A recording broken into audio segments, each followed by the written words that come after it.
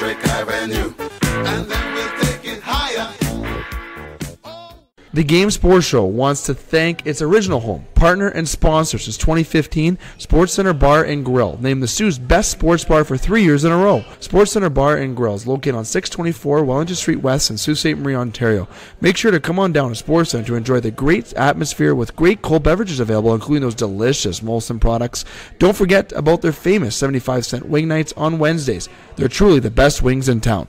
Like and follow SportsCenter on Facebook at SportsCenter SSM. We look forward to seeing you today. SportsCenter Bar and Grill, the Sioux's best sports bar. Booyah, and it's time for the Game Sports Show, the Twin Sioux's only local, regional, and national sports show. I'm here live at SportsCenter Bar and Grill, named the Sioux's best sports bar for 3 years in a row. It is March the 20th, 2019, and we have an action-packed show as always here from SportsCenter Bar and Grill, and we're here on its famous 75-cent wing nights. They got delicious beer on top as well, and the pizza is absolutely delicious as well. Get many options on those pizzas. You get hot peppers, you get anchovies, you get pineapples, whatever your little heart desires. Many options here at Sports Center, and obviously I want to say thank you to Frank Lagoria and to the beautiful staff, including Alicia White, for the great work they do here for the Game Sports Show and for the patrons that come into Sports Center Bar and Grill. And I want to say thanks to you, the listeners, for joining us tonight. I want to say thanks to Scott Nason as well, who will be our board operator tonight as well. And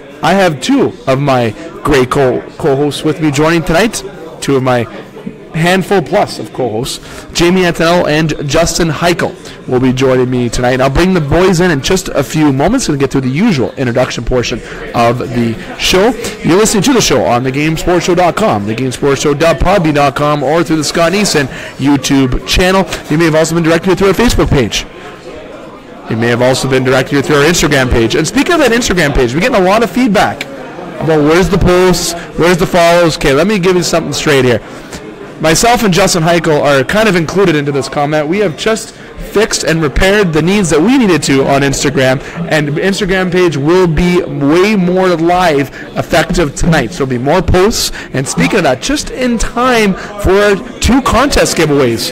Yes, we're going to have 2 contest giveaways, one on Facebook, one on Instagram, and the instructions will be posted on each of the social media pages sometime this week, and you'll have all of next week to get your name put into the contest giveaway, brought to you by the Game Sports Show and our many partners and sponsors. For tonight's show here at the Sports Center Bar and Grill, we're going to have In the Pocket, as we do each show, a little off-season edition of In the Pocket for the NFL. I'm going to get Jamie's reaction on the trades in the NFL. We did touch on it last week at Icebreakers for a mega show that we had last week, but Jamie was unable to be there, so finally get his reaction on that and some other off-season news with the NFL. But before we even get into that, in part 1 of this show, we're going to have Jamie talk about the Sabrecats and talk about the preparations getting in for the upcoming season, as he's been doing some work already, especially on that Instagram page. And I'll get Jamie to put that tag in for the Instagram page as well, so you can follow that. The videos are great. It's almost like he's taking a play out of Tom Annett's playbook for that one on the Instagram, as is Jamie and our Matt Primo with that. And we're here live at Sports Center doing the show here tonight. Last night we were at Icebreaker Sports Bar and Grill, and the night prior we were at the Wicked Sister, where myself, Scott, EJ, and Butch, you can check out those shows on the Podbean page or the website or any of our platforms, and for last night's show as well, as was uploaded on everything as well. If you listen to us live on the podcast, well, we're going to have it uploaded right away by tomorrow morning either way. So much that we're going to get to and talk to tonight. And in part 3 of the show, we're going to have little round table topics that we're going to get to. The boys are going to bring a topic each to the table, as we do plan to have time for that. So part 1, local football. Part 2, NFL football. Then part 3 will be a round table, including some Raptors discussion to conclude tonight's show. Now, without further ado, boys, girls, pets, robot listeners, just listeners in general, I just went there with random different points. Jamie, I'm going to introduce you first, my friend. How you doing, sir? And welcome aboard tonight. Welcome aboard. Makes me feel new, feel valued a little bit. No, I'm good. Happy to be back. Well, yeah, I know. I thought you were going to say you're definitely not valued. I was going to, wow, thanks, man. No, I mean, yeah, took a week off last week. I wasn't able to make the mega show. Had some prior commitments, but yeah, no, I'm excited to talk about the 2 weeks of NFL free agency and chaos I've missed, and talk about some trades and how the Cleveland Browns are going to destroy your Steelers now for the foreseeable future, it seems. No. But, yeah, no. And False. yeah, we'll see. And, yeah, most of all, excited to talk a little bit of Sabrecats, and we're going to get some, start getting some of our athletes on in the coming weeks, and a lot of upcoming news. And like you said, our Instagram page is a lot more active. We got some camps going on for Sabrecats, so, no, it's really good. Instagram, finally the Game Sports Show Instagram page is going to get more live. It only took 6 months, but now it's going to be really used, and I'm excited for that. Justin, we figured out Instagram on the Game Sports Show tonight. Scotty Nason was the one that was main operator. He was doing things to keep everything adjusted there, keeping it live, doing what he can. Means logged in. And now we will continue to have those posts, and we'll have our contest giveaway. Great giveaways. We're going to even top our other previous giveaway from the Super Bowl. Justin, though, I'm not going to say welcome on board to you. I'll give you a different term. Welcome to the table tonight.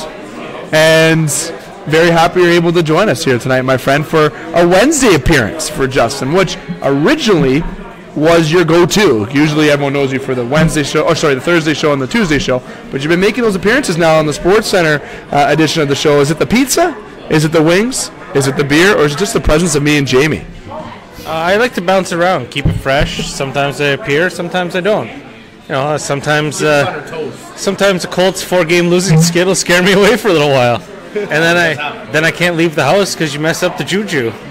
The juju, you know who Juju plays for? Yeah, okay. I mean, I'm wearing the Leafs hoodie the last 2 games now because that was a train wreck. You and I were texting, and this is a little bit off topic from the show, but we're opening the show, so we can be a little loose here for a few moments. I was in Montreal and Ottawa this past weekend for a trip, and obviously Saturday's game against the Ottawa Senators was a game that I don't like saying on radio, and everyone knows that. I'm saying because I'm saying it in a sarcastic way. How fucking atrocious it was to be at the Canadian Tire Center, 3/4 Leaf fans. You and me texting saying, this is awful. I've never been so embarrassed. You just saw me. What you're doing right now with your hands over your lips and leaning over, that was me at the Canadian Tire Center last Saturday. I've been there, a couple times. I've never been to a game where the Leafs lost. I've usually been able to gloat that one pretty hard. I was in Ottawa for Alfredson's last game in Ottawa, and the Leafs beat them. And then I threw up shawarma on the street walking home that night. I remember all of it. So I was just too much garlic sauce. I got really excited. Guy in front of me told me it was delicious, but it's like limited amounts. Delicious. It's like the wasabi. You know what I mean? Oh, yeah. You can have a little bit, but you can't put it on there like ketchup on a hot dog. You can have diarrheas. That's bad time. But no, It took me 4 Colts games before I got a winning one, and it was against the Titans with CJ2K. So I mean that was rough. I watched them lose to Aaron Rodgers and the Packers. I watched them lose to whoever Brett Favre's backup was at the time and the Packers. Was it Rodgers? No. This is like when I was in high school when people didn't have internet, and if the people did have internet, it was dial-up. So.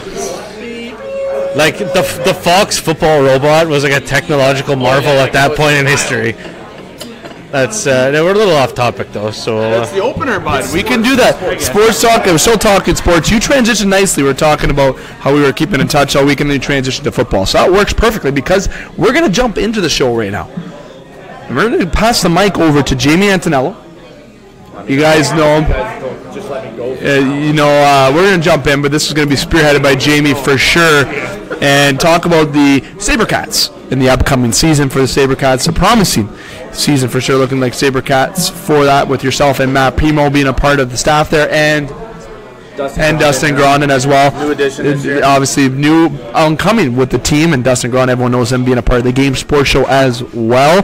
Got 3 members of the Game Sports Show being on the panel here, and also being coaches with the Sabrecats. So we're going to be covering a lot of Sabrecats this summer like we did last summer. year-round in the pocket was always the goal, and we got that thanks to local coverage here. And Jamie, you're a big part of that. Football. Never no off-season. You're the main point of contact for that, and obviously the main reason why we've been able to do a year-round in the pocket, which is what actually boomed the show and got us more recognized. So in the pocket, going to kick it off.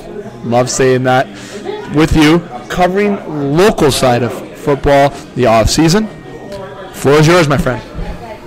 Thanks, Dave. Yeah, no, we've got started so far. We've had a couple of indoor sessions. I've been running a few, not mandatory, but we've had great turnouts. We've gotten running a bit of an offensive lineman camp for all Sabrecats players at the JV and varsity level. That's running every Tuesday. We've been going Tuesday evenings at Cora Collegiate. Cora has been really good, and Tom's allow us to use the gym for free, which is why I can also offer the camp for free and don't have to worry about renting the turf facility, and then I don't have to charge anybody, and kids can come and get their work in. That's been really good, and we had our first session on Tuesday. We had 8 guys turn out. We're hoping to get at least 12 or 13 out now. We had 4 JV and 4 varsity guys last time. It's really good. I feel like anything you can do to help extend the season, extend the amount of practice time you have, because living in Sault Ste. Marie, it's tough. It's the teams in Southern Ontario. The snow goes away sooner. They have more acts. Yes, the snow goes away. And yeah, because we've had years where our first game is May 20th and there's still snow on our practice field on May 5th, where that doesn't happen in Southern Ontario. So we're a lot more limited. So the more we can get done now, the better. But no, that offensive lineman camp's been going really good. We started our recruiting trips to each high school this week. We were at Cora on Tuesday, St. Mary's today, which is Wednesday, heading to Superior Heights tomorrow, and then White Pines on Friday. Unfortunately, we're not making a trip out to Cass. Our lunch hours do only run an hour, so but we got a couple guys that are from Cass, so we're relying on those guys to kind of tell their buddies, and we're willing to give them any information they need. All you got to do is check out our Instagram page. That's where we're the most active. It's at Sault Sabrecats. That's SAULT, not SOO. Sabrecats, all one word, all lowercase. But no, on Thursdays now we're running kind of a little bit of a passing camp. So I'm getting quarterbacks, receivers, running backs, and any DBs that are interested and want to come and just practice some man coverage. We're going to start installing some of our passing game as much as we can in a gym setting, but it's just working on the mental aspect a little bit more. You can really focus. I can spend a full hour teaching 1 or 2 of our pass game concepts, as opposed to when we get on the practice field. We only have 2 hours. We don't want to make it any longer than 2 hours. We find kids just kind of lose their focus at that point. But I'm really excited. Things are going really well. As far as the team, I mean, we graduated I think 10 guys last year. And we sent 4 or 5 to university. We've already had 5 guys sign for this upcoming season, so that's really exciting. I mean, anytime we can get that many guys going to play university football from as small a market as we have, I mean, we really only have, last season we only had 4 high schools participating in football. Unfortunately for White Pines, they're really struggling, so we may only have 3 schools moving forward. So from a market that small to be able to put a quality product out there, and we're really proud of the program. In varsity, we're bringing back our whole staff. Matt Primo, who's part of the show, obviously, he's back as our head coach. I'm still the offensive coordinator. Christian Mahler's our defensive coordinator, and Ray Duplin's going to be back full-time. He's back in the Sioux, who was our former defense coordinator. He's going to help out on the defensive side and run some special teams. Brandon Corelli's back. Ian Hutchison for DBs, Mitch Stadnick at D-line. So we're chock full of Dustin Grondin coming on to the staff as well. Greg Torrance is also going to be joining the staff this year to help with the O-line. And we got a couple of our former players that graduated last year, Jacob Fechtel and Greg Caruso, who were our star linebacker and star running back last season, are going to come and give us a hand. So we're loaded. We got tons of university talent, guys that have played former university football. I think I'm the only guy on the staff, other than me and Dustin might be the only guys that didn't play university football. So, what is that? Primo played university. He played at Winford Laurier. Yeah, he was a practice squad guy when they won a Yates Cup. So, that was his first season there. But no, it's super exciting. We're returning a ton of dudes. We lose a bunch of our DBs, but I mean, we already have 2 of our guys that are coming back to play, or university signed guys. That's awesome.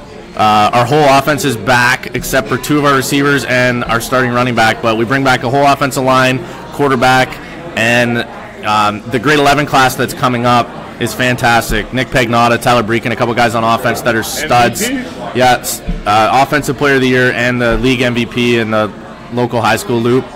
And then on defense, I mean, we're returning a bunch of guys. Joe Rosso, Jacob Jurich, 2 of our starting linebackers are both back. Our whole starting D-line, except for Alex Segan, who's our DN, but Julian Joya is going to step up and become that guy who's, again, signed to play at Windsor. So we're really confident in the season.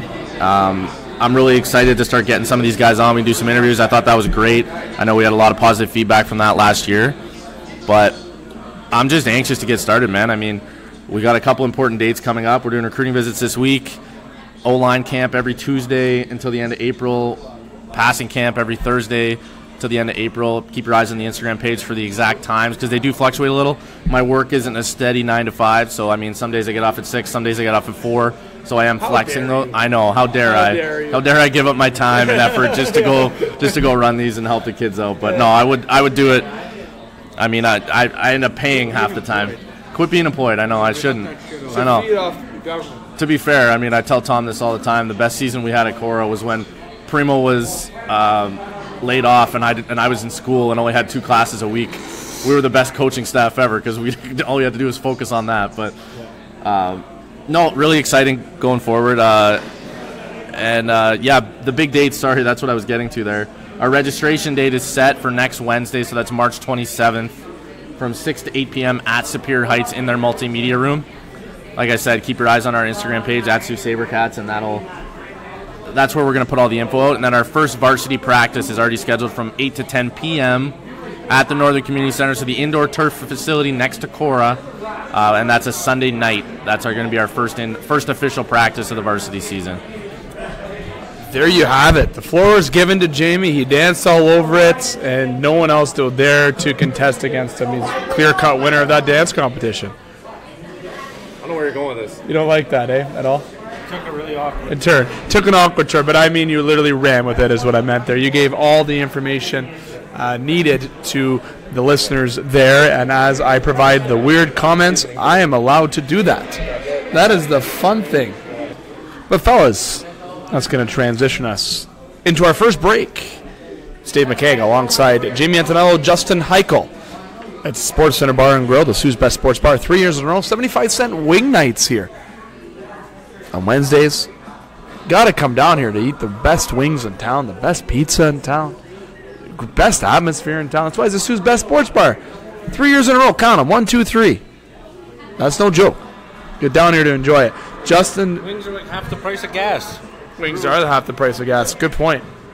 And why cook when you can order something great from SportsCenter Bar and Grill? Now, we're going to take our break, as I mentioned. We come back. We're continuing in the pocket, and we're going to transition from the local football scene into the NFL.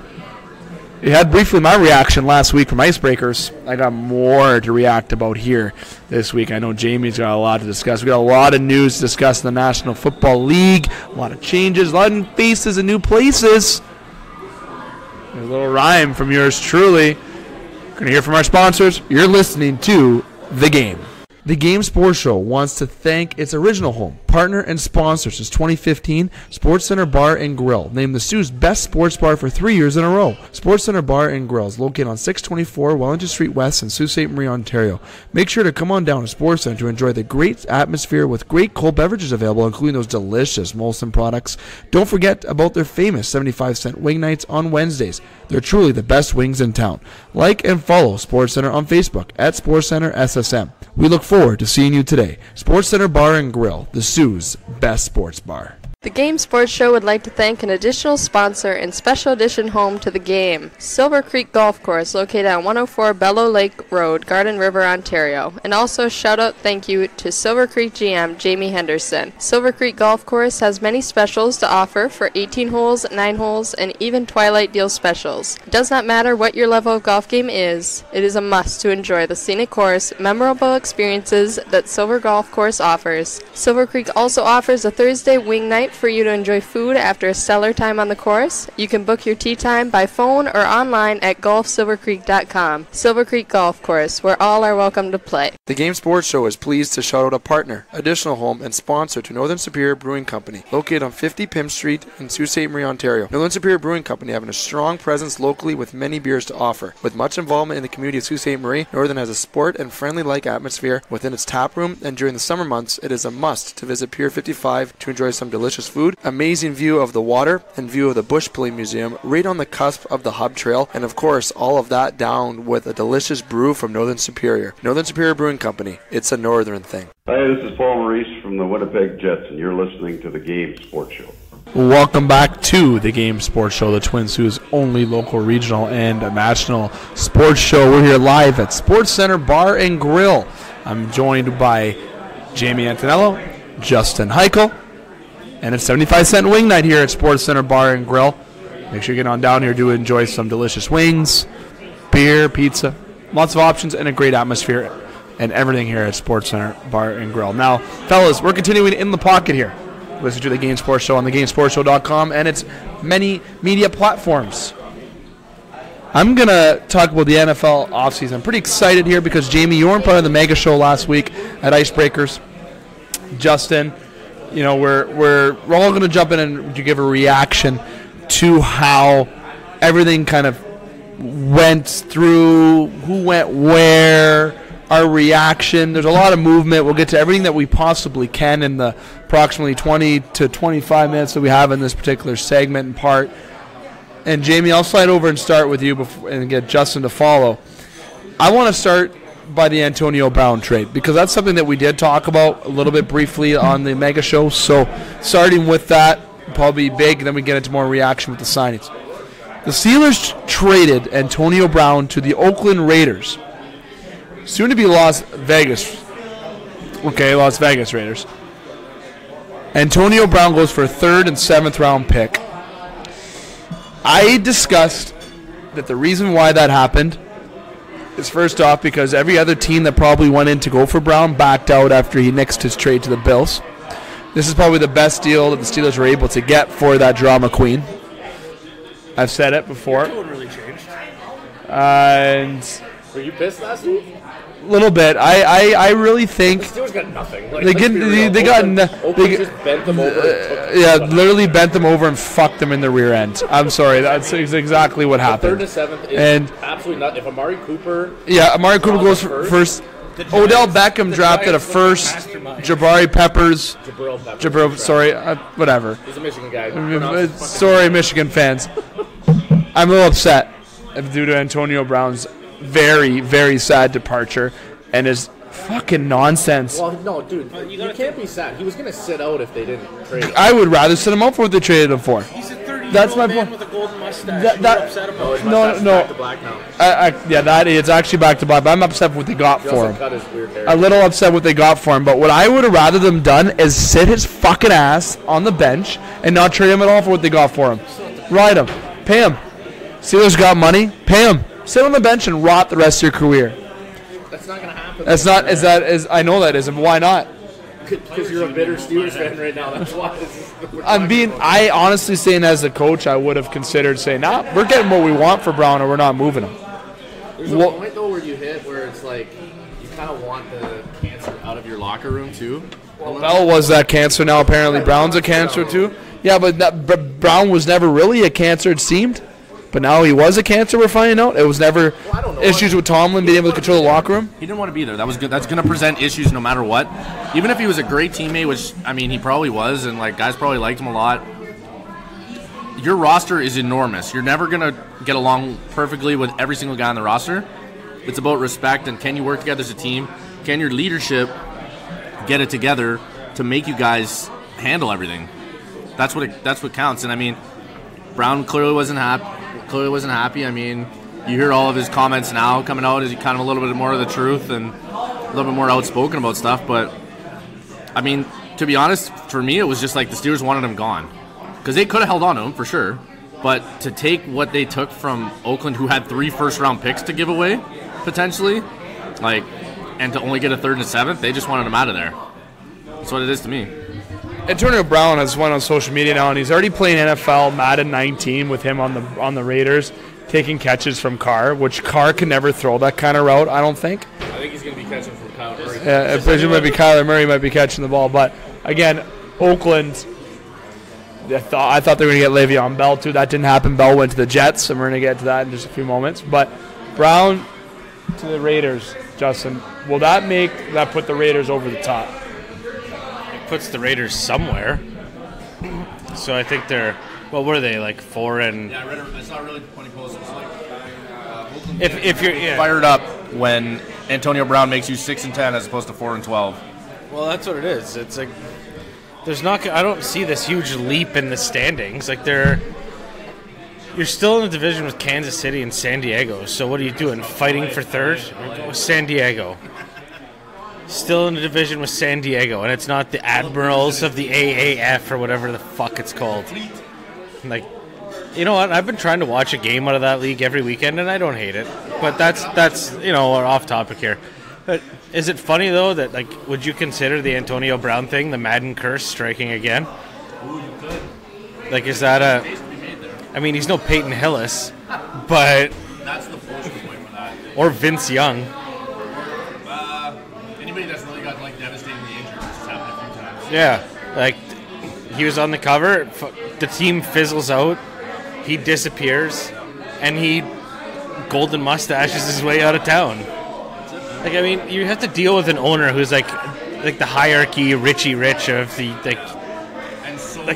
they're football royalty essentially, and this guy comes in there mouthing off, trashing people on social media, Facebook living team, locker room stuff. Like that's if I'm the coach, I power bomb him right then and there. Like, well, really? Like, how would you? Really tell that Marty Smith was your coach. Well, but how did you react though? If one of your players, you're coaching, like that's you gotta nip that in the butt right then and there. And this is a 30-year-old man who's supposed to be a leader on the team and in that locker room. Like, the best part is what is it? What did the one article I read? Is it the Steelers could have made him pay back his signing bonus, which was like $12 million in cash. And the week before, he'd just gone out on a limb and said he had more than $15 million in the bank, so it's no big deal. You know how funny that would have been? Yeah, give us your signing bonus back, lips. Like, you're gonna mouth off like that? Pay the piper. Yeah, well, that's just it. Like, the guy's got it made, and some of these, I don't know, just shut your mouth. Like, the Raiders, he's in it to go to the Vegas, like the move to Vegas. I don't think he's in it for this season. He's in it to be like Showtime Antonio Brown when that team goes to Vegas. But I think, as far as the Steelers go, I think it's good riddance. I honestly do. I don't think he was doing the team any good, and the team's probably much better without him. Like, it's not like you guys are, you guys, because Dave's a Steelers fan, but I can't think of the running back's name now. Connor. Yeah, James Conner. Like, he did awesome this year. It was a solid step in. Juju's a number one receiver, 100%. And the Steelers always managed to backfill by... Moncrief there now with Washington Moncrief. Well, yeah, good luck with that one. That's a struggle. I mean, we drafted him and had 3 years of drop balls and inability to run routes. By we, you mean the Colts. Yeah, sorry. That's a habit. But, I don't really think the Steelers are worse off.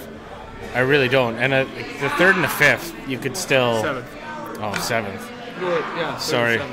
So, I thought it was a third and a fifth, to be honest. But third and seventh. Yeah, okay. You're okay. But yeah, I don't know. I think that can be still turned around, and like the NFL draft's not. You're not getting a bad guy in the 7th round.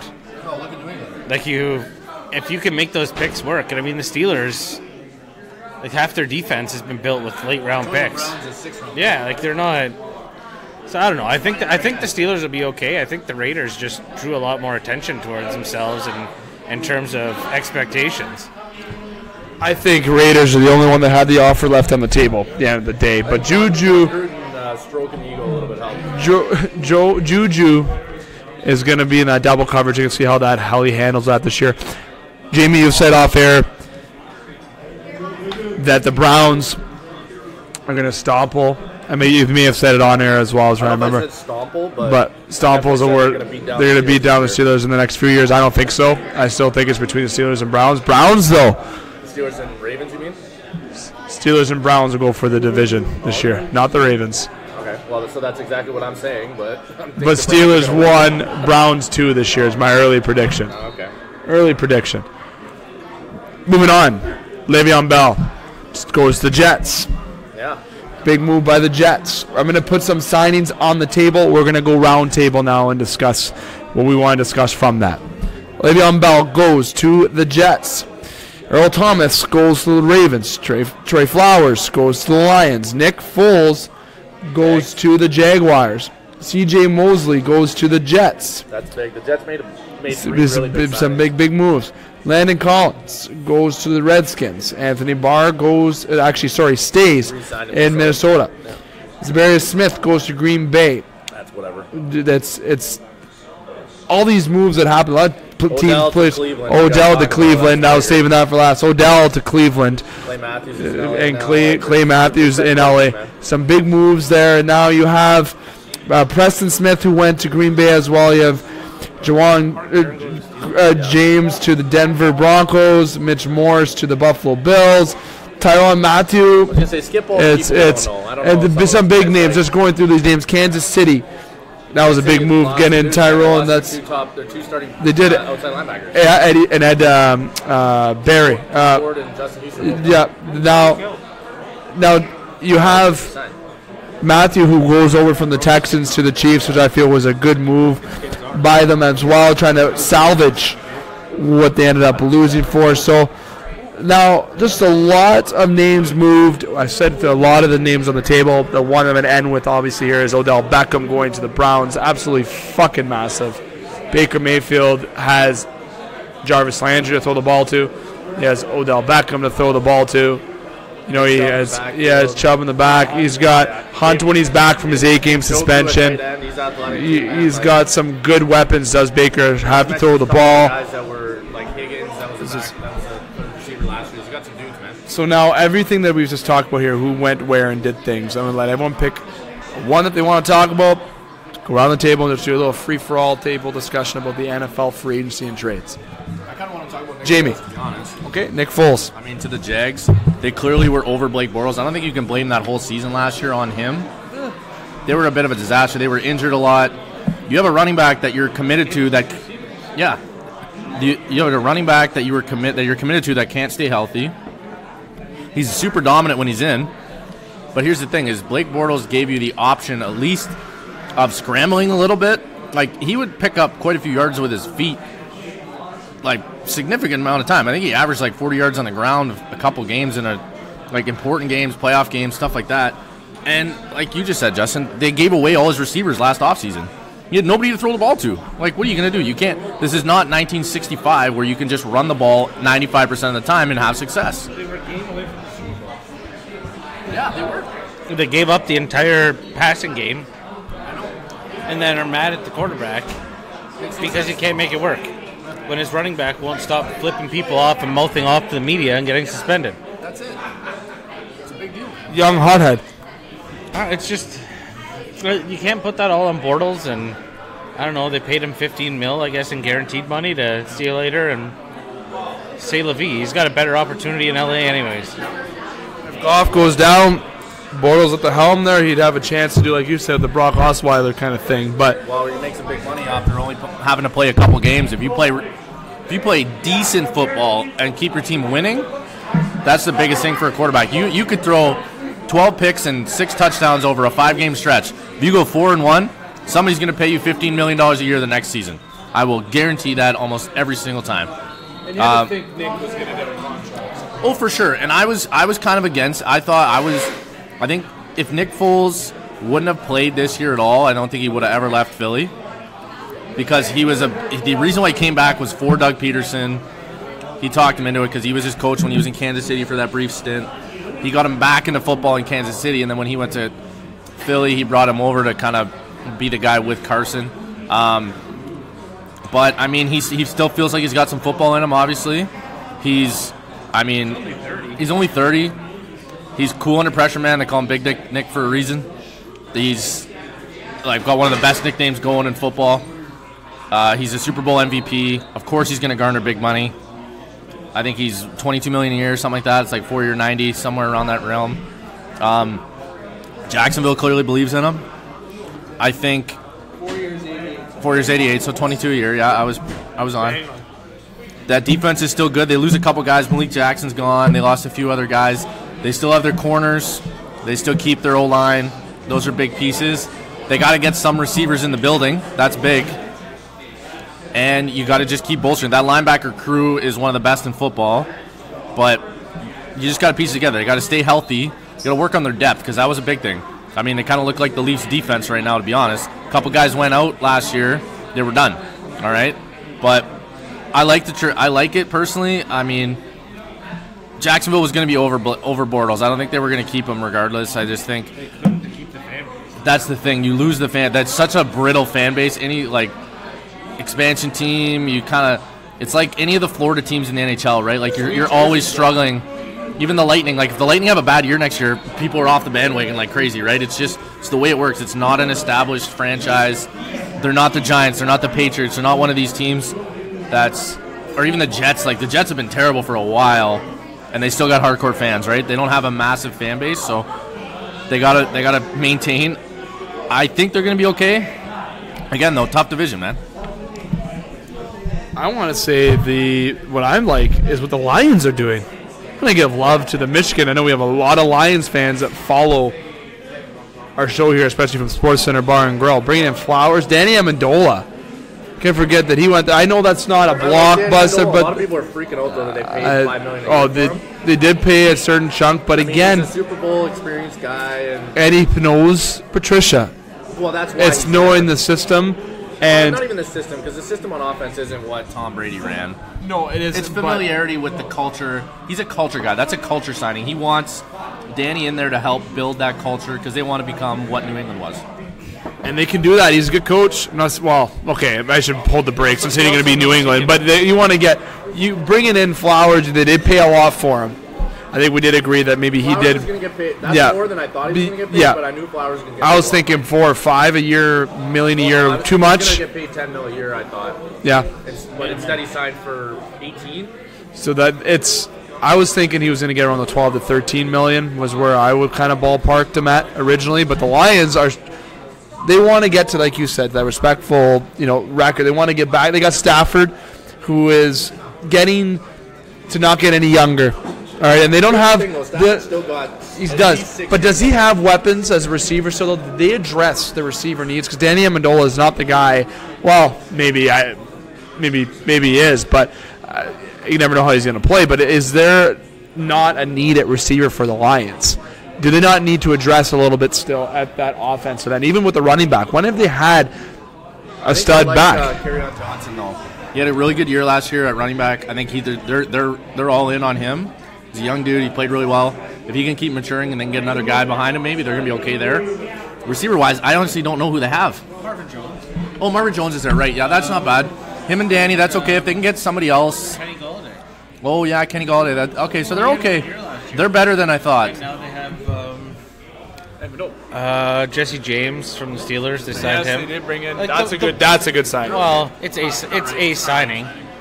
I mean, you had to have someone to play tight end, but evidently their system doesn't work too great for them. Thanks for Ebron. But I mean, to me, the most concerning thing is the lack in moves on offensive line. I mean, this is a thing. See you, Johnny.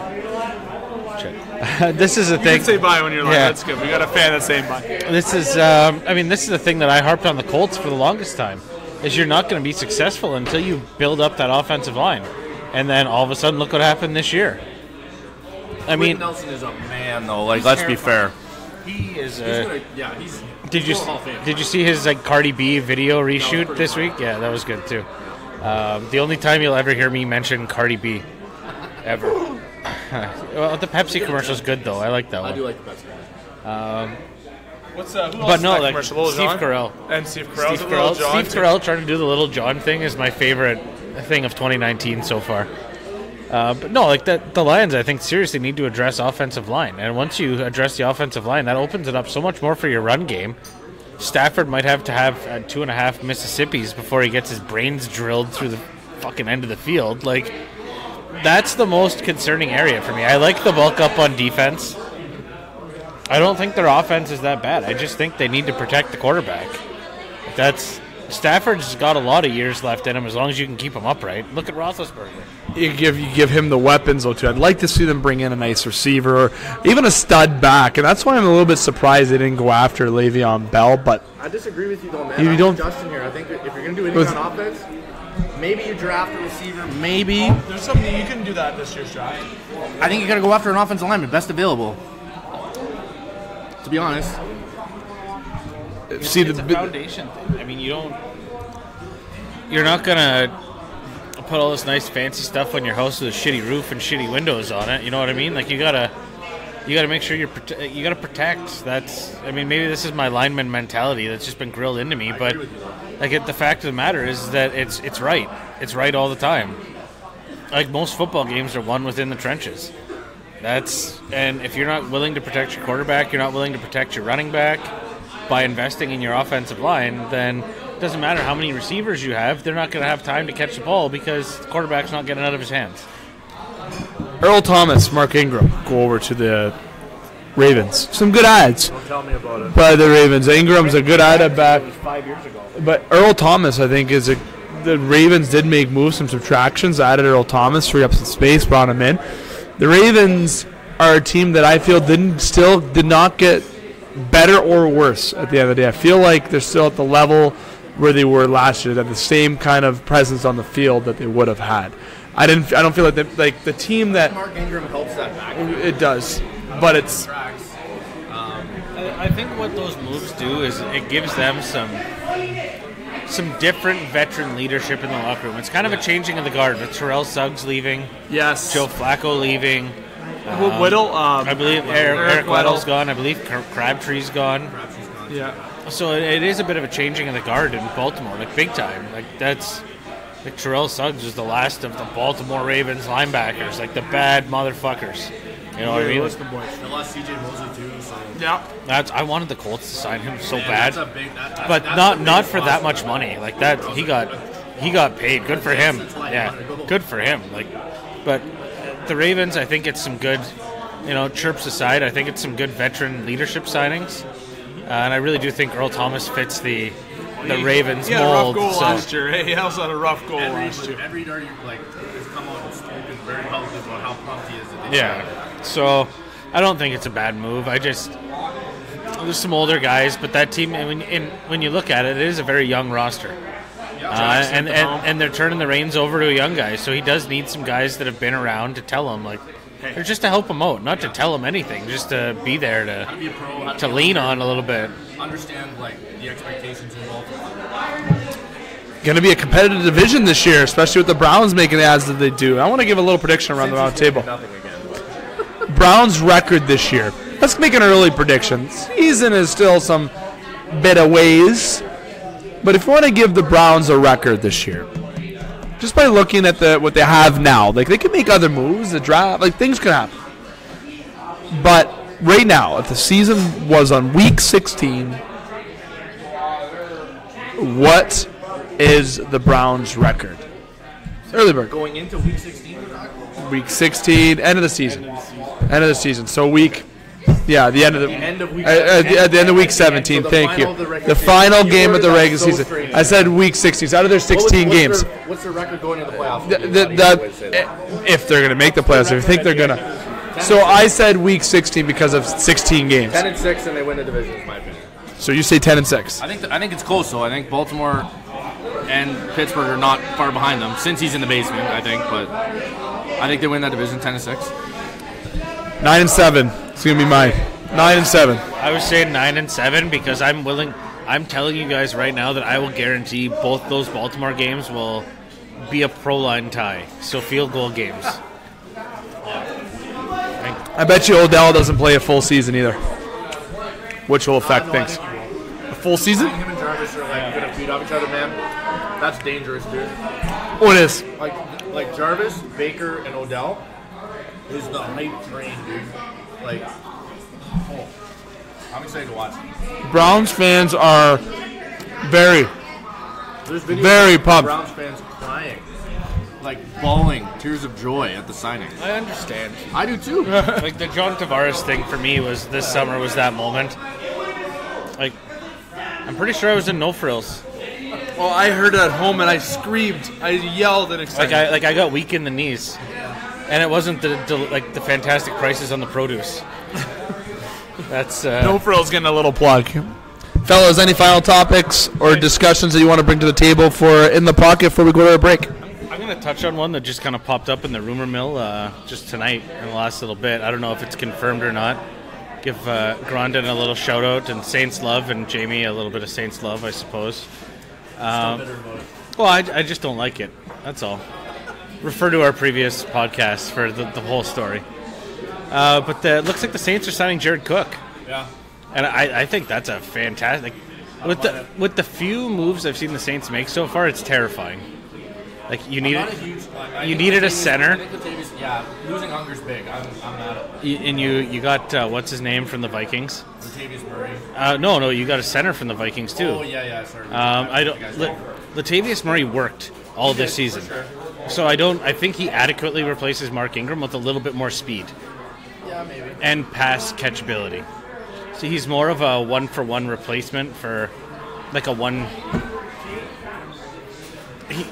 Not a change of pace like Ingram was with Kamara, but he's more complementary. Not complementary. What's the word I'm looking for? They're more of the same player. Like, I guess. Complementary is a good word for it. So your offense isn't really shifting gears when you're putting in a different running back.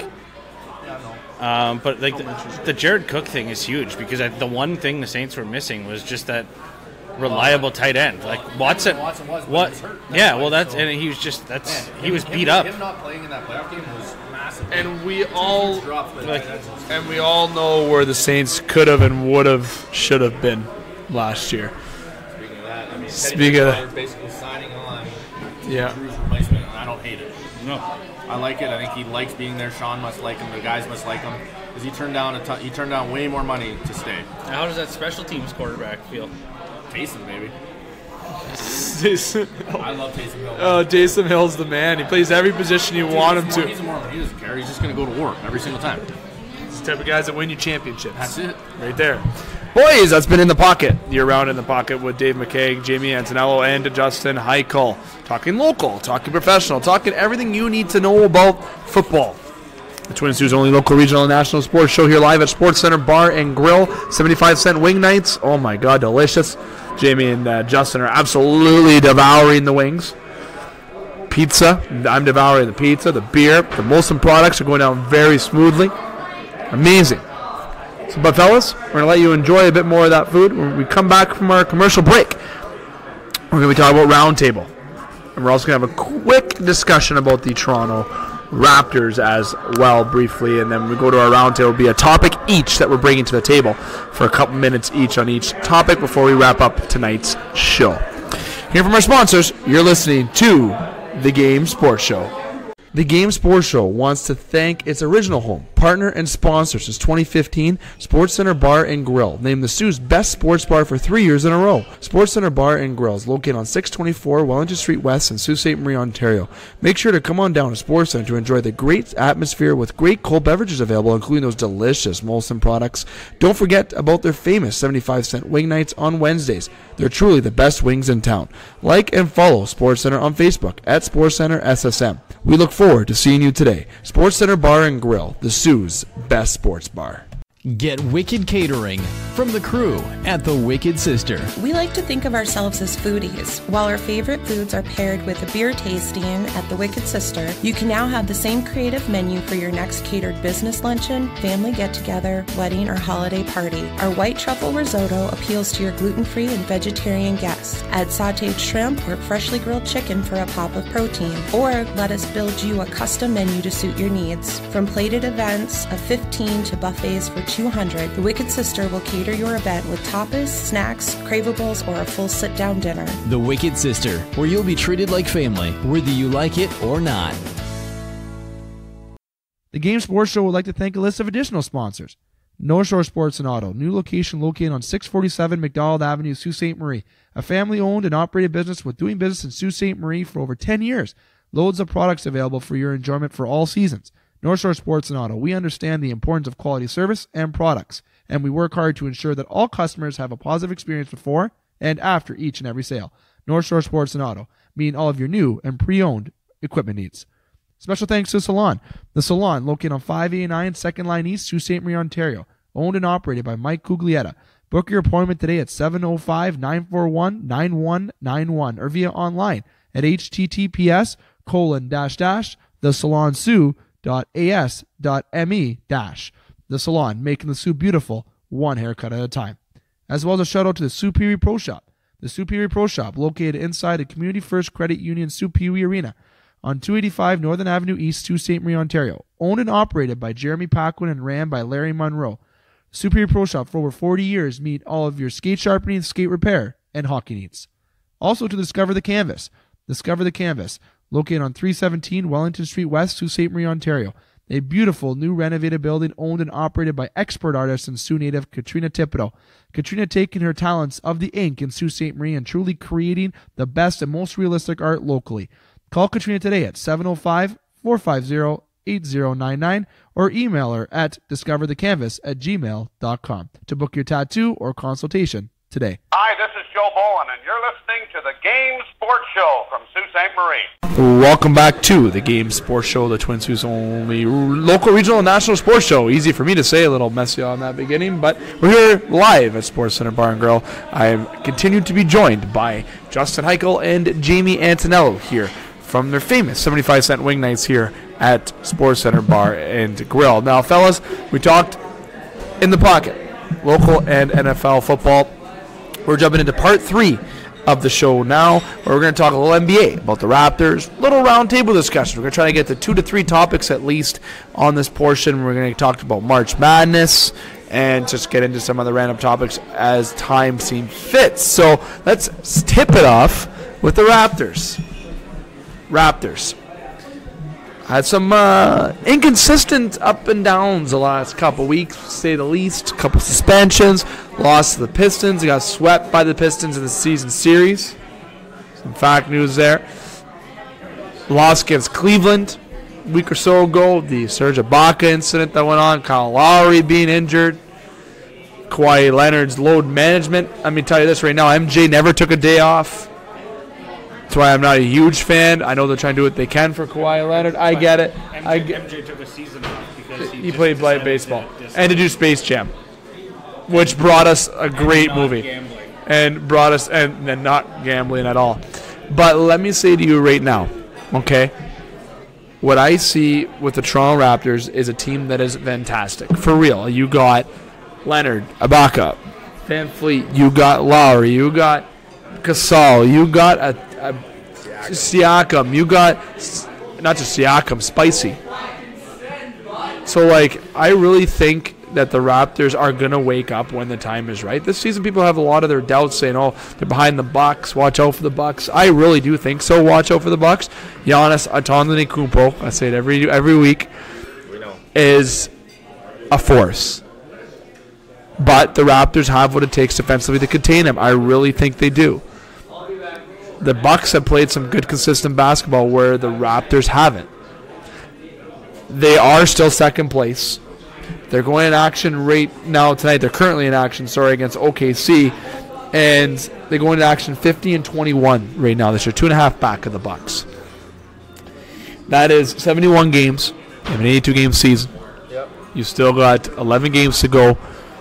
They can try to battle in because they want to get that home court advantage in the playoffs, especially because that's what they're most likely going to be facing in the conference final. Right now, it's lining up where the Raptors are going to get the 76ers in the second round, which they have played, second round, which they actually have been playing them pretty well this year. All in all, the Raptors, are you at all here in the table worried about some of their inconsistencies, or do you feel they'll iron out when the time is needed to? Justin. Steve Anstey, jump in on this one. Well, I think I've watched enough Tim and Sid this week where I can contribute adequately to the Raptors conversation. But no, I've actually been tuning into some games here and there. like they are kind of entertaining to watch, mostly because you don't get the same lineup every night, which I think is something that got ironed out going into the playoffs a little bit to have some consistency in lineup. But also this up and down isn't terrible because you're getting some guys mixed in different spots and different places in the lineup, so you almost have a couple different starting lineups to throw out there and mix people up with.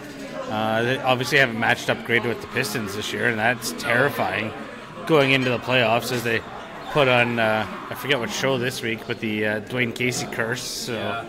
If they play the Pistons in the first round, you were? I think so. It could go to distance, I think. I think Blake Griffin on the Pistons has kind of been overlooked a lot in the last little while. Yeah, he's got the guys around him playing. And I mean, like Dwayne Casey's probably not happy when he gets to play the Raptors. Like he's in a bit of a mood, and he'd like to stick it to them. So like him wherever he is. So like they're going to go to work more as coach because he wants to prove points. That's just I think any other team. I think we match up well against the 76ers. I think we match up well against the Bucks. Pacers. The Pacers now, yes, with the injury to what's his name halfway through the season here. So I mean, the East is pretty well. I mean, it's kind of like a 4-horse race essentially. And it's not the Celtics. No, they've kind of fizzled out. But again, you don't know. I mean, it's the playoffs. You just got to get in. Yeah, and anything can happen when the playoffs happen. Jamie, some thoughts about the Raps? Yeah, I mean, like what Justin said, it's take the good and the bad. I mean, having Lowry has kind of proved himself to be when he's out of the lineup, that's when we see the most inconsistencies out of the team. So, big thing now is getting him healthy, man. Like, that's an ankle injury that's knocked him out for a few games, and he came back, tried to do it, same ankle, went out again. That's a concern now. You mean when he was playing when they were up 20-some points? Yeah, that part. Stupid.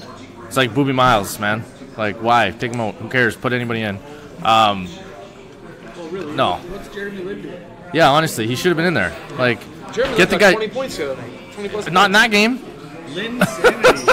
I mean, I like Jeremy Lin. I think he's understands his role. He still plays pretty good defensive basketball. No, that's what I agree, 100%. Jersey sales too, man. Jersey sales guy. Oh yeah, he's selling jerseys. But no, he plays good defense. I mean, he can handle being that point guard role. The big thing is, like, can Norman Powell get a little bit more consistent when he's asked to play either guard? But the big thing with the NBA now is it's kind of that positionless basketball a little bit, where you get big guys shooting threes all the time. You're playing the perimeter a lot more, and so having Lowry out of the lineup kind of gives you that flexibility. You work with different combinations of guys. You can kind of see what works, who can do what. But when it comes down to it, you got to be able to get 35 plus minutes. I should say 40 plus minutes almost out of Leonard, out of Lowry each. Like, when you get down to crunch time, those are the guys you're going to have to be out there for that long. I fully believe that Leonard's going to be out there balls to the wall through the playoffs. 100%. That's the load management was a regular season thing. And he has said that from day one. And that's the one thing he's remained consistent with the media. I mean, the guy's not very talkative. He's not getting a lot of media appearances. But that's the one thing that he is, like, interview after interview after interview, is that the playoffs are just and he always says how grateful he is for the load management and how much, like, Toronto values. It's allowed him to get back to play his game. Yes. So I mean, we're not going to have the horns and the dancing like our other show that we enjoy to watch. But I mean, I would think it's safe to say that the Raptors have a chance to continue that relationship past this season. But going into the playoffs, I mean, one of the big things for me I've noticed the last little bit is Gasol finally seems to be fitting into the lineup. Yes. He's kind of found his role, and he's shooting. Yeah. Like, and not just like a little bit. Like they finally got it into him. I've noticed the last little bit, and if I'm noticing it, I mean it's probably, you know, pronounced. Yeah. Big passes tonight against Siakam. Well, it's crazy how you can just mix and match with this lineup, and it seems to work. Yeah. Whereas, you know, one of our other favorite Toronto teams, mix and match with the lineup all you want, and you get jack squat. You got to get goals off your ass.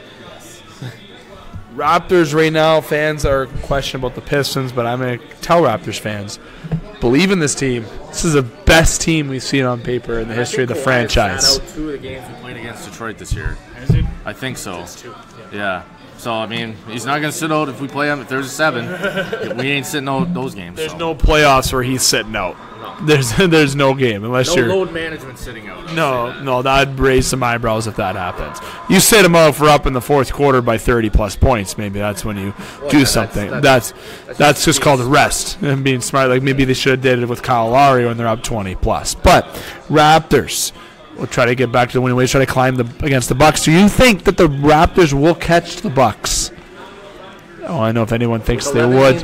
It's very tight, 2.5 back, very tight. The Raptors are going to have to go at least 9-2 is kind of the prediction based on the Bucks record or the Bucks upcoming games. I think it's tough. I think unless the Bucks fall apart and go like sub 500 in these last 11 games, which they won't, I'm not worried about it. Because I mean, what's the we're how far ahead of Philly are we right now? Because that's a thing. I think we're a couple games ahead at least, so I don't see us really 3.5. So I don't really see 3.5 behind the Bucks and 3.5 behind us. 3.5 behind us. So I don't see us moving really from that 2 spot, which is fine. It doesn't really. There's not. No, it's and there's potential for Milwaukee to not even make it to the East Final. There's potential for Toronto to not make it either, but it still could not happen. Will it happen? I think so. Playoffs, anything can happen. That's the thing, right? You gotta watch in the East is if the Celtics are gonna wake up. That's what you gotta think. If you're that 5th seed and you're the 4th seed, the Pacers against the Celtics, and that's it. The Celtics beat them. The Celtics get they do. Then the Celtics get the Bucks in the second round if the Bucks win. In my experience with Boston sports teams and shattering my dreams repeatedly over and over and over again, like you can't let them get hot. You can't let them hot. Like as soon as they feel like there's a chance of hope, it's over. And all those Boston accents get going, and everyone's just annoying and obnoxious. Sports is lit up after that. Fuck Boston. Transitioning from the NBA, fellas, we're gonna go to the NCAA. We're gonna backtrack a little bit, get into a little topic here in the roundtable. Now, the bracket. We talked about this on the Wicked Sister edition of the Game Sports Show. How we thought of some. We talked about it in terms of what 12th seed do we see moving on in the tournament. And it was very interesting with some names that got brought up to the table, and I'm the one who said Oregon was the one, in my opinion, that I feel is going to move up in that 12th seed and get into that. I don't see any 16th seeds pulling off any upsets. No UMBCs this year? I don't think you will see any of that this year. Chesapeake Bay receivers? Come on. I don't think you'll see any of that. I don't even think you'll see any 15th seed teams beating any teams. You know what, though? There's always one. Like, there always is one, but I don't think there's going to be one this year. You're going to say there's not going to be one upset. A 10th or worse. Okay, no. Yeah, no. Okay, no. I'm saying there's a 16th seed will not win a game in the first. Not one. The 16th seed has the worst mascot. Because that's the one I'm picking to upset. Okay, so the 16 seeds are Iona, G. Webb, I think it's Georgia Webb probably, North Dakota State, and Dickinson. I don't know any of those mascots, but we're going to have to look them up. I'm telling you North Dakota over Duke? Why not? That would be unbelievable. Another blown sneaker epidemic. And Nike's going to tank again in the stock market. Oregon will just be the Thanos snapped out of the... Well, I think with Duke, they're favorites going into this tournament along with UNC. Well, yeah, they're the number 1 overall seed. And number 1 overall seed, but they're also, you got UNC that people... Duke's better than several NBA teams. With Zion and with RJ, they got a very good team. Does Duke actually, as anyone doesn't know, I'm a Duke fan, so rub it in a little bit. To the Redick days is when I started liking Duke.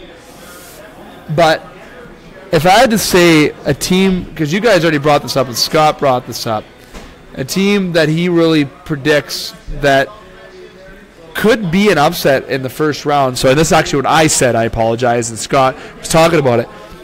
I don't want St. Louis, whatever you want to call them. If you want to be French? Virginia Tech? Against Virginia Tech. I think St.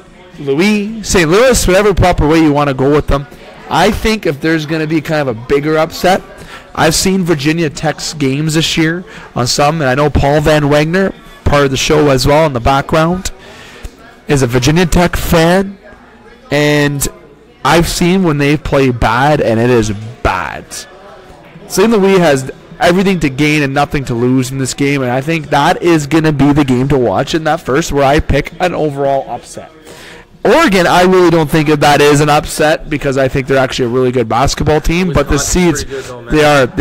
But I think those are two teams you got to watch in this first set of games that do start tomorrow. The tournament starts tomorrow. And now Duke, if Duke doesn't win this tournament, does it shatter any draft rankings or anything for Zion or for RJ or anything of such? The only way that happens is if somebody like blows a knee. Yeah. And even still, okay, we look or blows a shoe. It could all happen at once. But like, my immediate thought is like, look at a guy like Todd Gurley coming out of Georgia, blew his ACL after 5 games. They knew he wasn't going to be healthy right away. Took him in the 4th round, and he's been holding it down as a keeper on my fantasy team ever since. Yeah, he got drafted, I think, 10th overall. Sorry. Ooh, bow to the sneezes. Got drafted 10th overall as opposed to, 3rd? Yeah. So it's really not going to happen. I mean, whatever team gets him is friggin' happy. But I'll be shocked. I think Zion could, unless he gets an injury that's potentially, life-threatening or career-ending, he's not going to not get drafted one. Top 5 picks in this draft are all bomb-proof. I do too. Really, you can't. There's not a bet. You are not going to get a. In the top 5, you're getting a generational talent. Yeah. Regardless, that's what you do with them as far as drafting and then developing in them. That's on the teams, but yes, Duke is terrifying. But I'm going to buy some goodwill with our Michigan listeners and tell them that Michigan State all the way. Move on. I take it every year. I mean, I'll pull out my 2 small, size large Michigan State hoodie to watch the games. And 2 times small. How's that look on you? Give me a description. That's why he wears it at home and not in public. Have you ever seen a sausage? Yes. And that. I was thinking more like Pamela Anderson and Baywatch. Too much skin being so. That was a really peculiar. Too much fabric. Too much fabric. It's more like a fat guy in a crop top, Dave. That's basically what it is. You ever see a Chris Farley bit? Very basically what we're going for. Yeah. I like that. Now you got me going. Butter myself up to put the sweater on. No, so you got a couple of different upsets there. I mean, for me, my biggest upset that I could potentially see happening is I think Yale might beat LSU. 14 over a 3. LSU got smoked by Florida in the first round of the SEC. They're number 1 seed in the SEC tournament, and they got smoked by Florida by 20 points. Bitch slap. It wasn't even close. And Yale, they played. I can't remember if they beat Harvard or not in the Ivy League tournament. Yeah, but I mean, it's different. But I just think I could see that happening. I mean, that's the beauty of March Madness is one game can make or break everything. And on that same note, I think Florida is going to beat Nevada 10 over 7. And then, I mean, I'm a Michigan guy, but, man, Florida's a scary team right now. They're feeling it. I think they could knock off Michigan and then be rolling into the Sweet 16. I think Florida would be my pick for an upset to potentially make the Final Four, to be honest. Oh, that's your pick. Yeah. Who wins the overall tournament, fellas? Did we give away that spoiler? I'm saying Duke is. I'll give it away. I think Duke is going to be the national champion. Blue Devils again. I'm taking Michigan State because that's how I roll every year. Tom Izzo or fuck off. Jamie. I think it's somebody out of the Midwest. I mean, North Carolina is the 1, Kentucky's the 2. And my sleeper in there a little bit is Auburn at 5 because they looked damn good in that tournament as well. Like D-A-Y-U-M good? Yeah. Oh, damn. Damn. Yeah, so I think it's somebody out of the Midwest is going to win.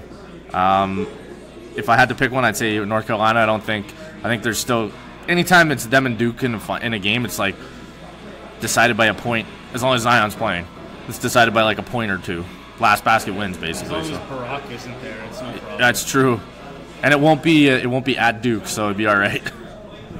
Going to be a very good March Madness. Get all that coverage, and we'll update you here on the Game Sports Show. Last topic, fellas, to get to before we conclude tonight's show.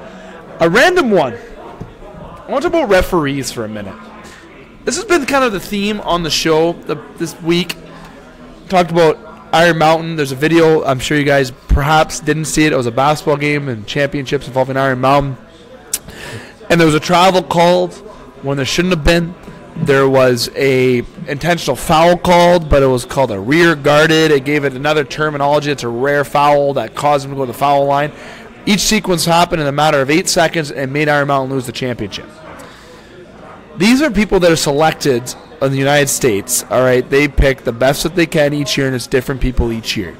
In Canada, when it comes to doing selections for referees, it's experience. They are selected. There's some that do like CIS hockey championship games, OHL final game. It's all selected. Okay, but referees, is there anything that is given for an opportunity to provide the utmost training? Or are you going to go with that old niche, they're human, they make mistakes? Because in that call, in that video, you see the player from the other team roll his arms at the travel, and then he calls the travel.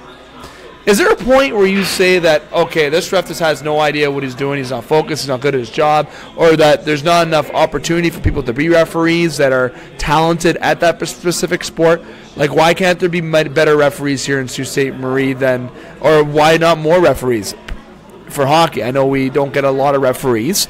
We have a lot of good referees, but there's not a lot. Why isn't that? Why isn't there not the more opportunity in this? And what do you think of referees? Can they really decide that game? Given the heat in sports in the last, let's just say 5 years, I'm all for having a development in every league for referees, and off season, keep people going, keep them educated, stuff like that. But you have to have people that want to do the job. And to be honest, as the way society works right now with social media and everything else, everybody's human. Everybody has a bad day. How many of us have slept in for work this year or in the last year? You know what I mean? So shit happens. What about the Saints People have and Rams bad game? Is that a human element? The ref was right there, I believe. But he was right there, but what was he looking at? You don't know that. You know that because you were looking at it on your TV. So you watched it in slow motion 57 times in the time that he'd seen it once in live action, and you've now professionally made the call and told him to go fuck himself. Actually, though, when the NFL had the replacement refs, there's not... So in this game... Think about Sault Ste. Even just put it on Sault Ste. Marie hockey. You know how heated it gets in this town sometimes. Why would... You're a young kid, your hockey career's you're not going any further, so you decide you're going to be a ref. And then you're getting all these people mouthing off to you in the stands. You're just trying to go to the locker room to get the hell out of there. You got people following you down the hall. So what about the Iron Mountain game when the player goes like this, the ref then he calls a travel from the other side of the court when the ref from the baseline didn't make the call? Yeah, is that skeptical? Is that not? Not really. All it takes for a travel call like that though is ref's eyes move a half a second away and you miss where that. I mean, you should be able to hear it, but it's loud. Stuff happens. And you miss his first steps, you're like, oh, now this is his third step now, when it's actually his fourth and should have been the travel call. This is just one of those travel calls that LeBron doesn't get when he walks around with the ball. These are the mystery travel calls that go out in the world that don't get called on LeBron. I mean, but in all seriousness, is it a shitty way for a game to end on penalties? I mean, if 2019's taught us anything, ending games on penalties sucks. It's never good. It's no good. I mean, everybody... so far, I think, could attest to that. It sucks. It leaves a bad taste in everyone's mouth, but it gives us something to talk about. Do you think there's a fair opportunity going around or do you wish that there was more people available to do the position? I think you need to make it easier. Yeah, I mean... You're a coach, so you... I'm sure No, but I get it, but Justin's points there were good. I was going to bring up a bunch of the same stuff social media has changed a lot of things, and I think it's changed this current generation. I think we're all old enough now that we're removed from the current high school class. I think, what did they say? It's 12 years in between a generational class, something like that. We're a little less hot-headed now than we were 10 years ago. Yeah, for sure. But not if you're Dustin Gron. But I think there's I even think when we were in high school and I had tons of friends that refereed sports. Yeah. I don't see that happening as much anymore. I mean, I look at the local football scene. There hasn't been a new ref in years. No, they're like all the same ones. they're all the same guys. Does that worry you a tad? 100%. All these guys are getting older. They're getting slower. I mean, there's no new blood in there, so things change. I mean, they're doing it because they clearly enjoy it and they want to do it, but they're running out of guys. We struggle to get enough refs at games sometimes. And I mean, the same thing's happening in hockey. Like every time I'm around, even the 3-on-3 tournament, which I'm around a lot, it's a struggle to get refs. And like there's been times where we just throw a guy in a shirt to referee the 8-year-olds because I mean, who cares at that point? But like there's a limited number. It's a small city. There's people not wanting to do it, and I think part of that is the generation. I mean, they see professional athletes on more of a scale than ever before, and the diva persona, not to say like that in sports, because we grew up with Terrell Owens and Chad Ochocinco, or aka Chad Johnson, aka Chad Ochocinco, aka whatever. We grew up with those guys, but you see it on more of a scale now, right? Like there was no Instagram then, there was no Snapchat then, there was nothing. Nobody was going live on anything. Twitter was like in its infancy. Facebook was barely around, and it's more of a thing. So you're seeing that. You're seeing disagreements more. Anytime that an egregious call gets made in a small local basketball game, like we're talking about, it goes state championship. Okay, whatever. But my point is, it can be as small as anything, or it can be a state championship game that nobody would see. Us in Canada would never normally see, but it goes viral, the clip, you see it, you watch it, you're like, oh, and then kids see that and they're like, yeah, the ref was terrible. Why? And then it just gives a negative connotation on that job. Well, like, why would you want to be a ref? Exactly. And to be completely honest, like in this whole thing, I mean, all of us have played enough sports in our lifetime.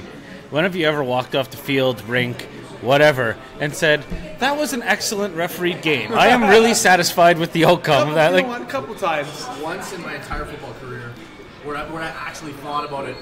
And you know what it was? And the big thing for me was the head ref came up to like 3 of us on my team and said, I appreciate like how like your sportsmanship, guys. And like that stuff makes it happen. I don't see that. That doesn't happen anymore.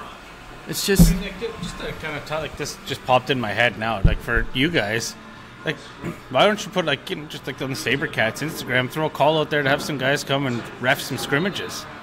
We talked to them, but yeah. Like that's just try to garner some interest in some people that maybe like football's not their cup of tea. Getting and throwing on a helmet's not their cup of tea, but they want to be part of the game.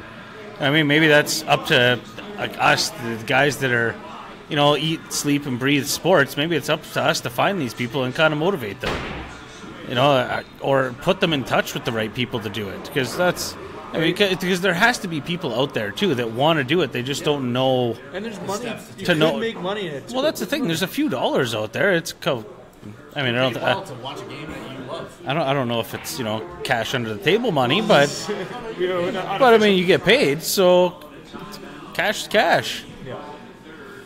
Referees, I want to give my quick intake that I feel like some more training's got to be involved. I wish there was more in the Sioux in terms of other sports. And in professional, when you get chosen for those freaking big games, you got to be alert.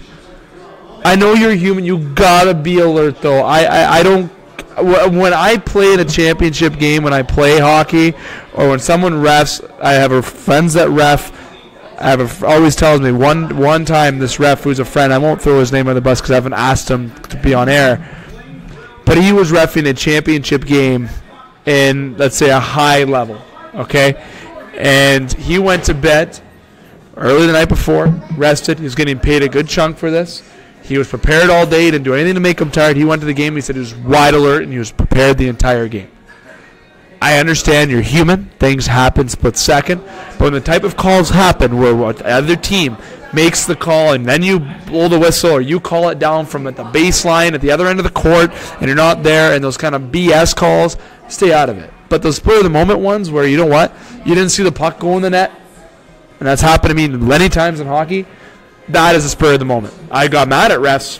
I've actually verbally harassed a referee when I played hockey before. And admittedly, I got in trouble for it. So that's why I say admittedly. Oh, we all have. And it gets to that point, and that's part of the game. But my whole point on this is the overall, I want to see more people join, and I want to see more action with the referees for education. That's all I want to say with it. But fellas, We talked about a lot here. We have to wrap up tonight's show. I want to say thank you to you both for coming on by. I want to thanks to Scott and Nathan, our board op, to our listeners as well for coming on by. Thanks to Sportscenter Bar and Grill, and to the beautiful Alicia White. Easy, bud.